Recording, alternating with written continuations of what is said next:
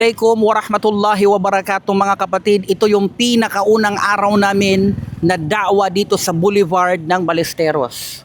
The first day, every Sunday po nandito na kami mga 5:30 to sabi na 6:30, isang oras lang. Mamimigay kami ng mga libro, mga aklat, mga babasahin para sa mga non-Muslim. At sa unang araw, syempre andito si Pres ng mga Muslim dito sa Ballesteros. Pres, Assalamualaikum. Waalaikumsalam warahmatullahi wabarakatuh. Kasama din natin si Brother Habibi, mashallah. Si Brother Habibi, ito yung na-interview ko last time.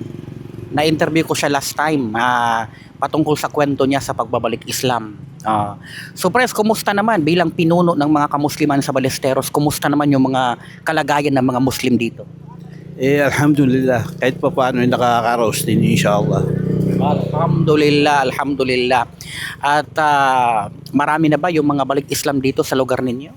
Alhamdulillah, marami din ang balik Islam dito. Tulad dito ni Brad Abdullah, si Yung cameraman Jamil, natin. saka yung kapatid natin dyan sa Nabagan, sa Kabaritan. Alhamdulillah, mas marami yung mga balik Islam kaysa yung born Muslim.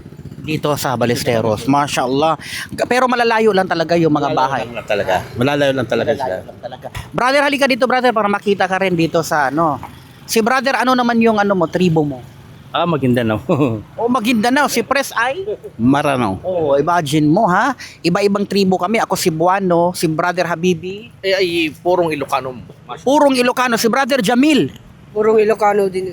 Ilocano din. Na-interview ko na si Brother Jamil last time. Maguindanao pala ito si Brother, mashallah. Kasama din natin sa pinakaunang araw ng da'wa natin dito. Alhamdulillah. Pres, mabuti nandito kayo. Maraming salamat sa suporta. Talagang suportado tayo ni Pres sa ating da'wa. Mga pag-aaral natin, always yung suporta niya. Si Brother Habibi, ganun din, mashallah. Maraming salamat, kami nagpapasalamat. Yung ganun na lang yung pagtanggap ninyo sa mga balik Islam dito. Yung pakikitungo, napakaganda, mashallah. Si Pres, at yung mga brother natin. Nag-post ako dati na huwag i-underestimate yung mga balik Islam. Mayroong mga born Muslim na nag-underestimate. Pero iba ito mga brother na ito. Yung mga tao na ito. Kasi wala sa kanila yung pag-underestimate sa mga balik Islam. Talagang suportado nila kami at malaki yung nila. Respeto at tulong, pagmamahal nila sa amin, mga brothers, mashallah. Ano pangalan mo, brother? Brother Nasser. Nasser. Si Pres. Brother Ansari. Si Pres Ansari, siya yung leader ng mga kamusliman dito. At alhamdulillah, nagustuhan ko dito kasi maganda naman yung kalagayan ng mga Muslim, yung pamumuno ng Pres natin, alhamdulillah. Imagine mo, taga-Apari pa kami. Pero dito kami nagdadawa sa kanila, full support yung mga brother natin dito, mashallah.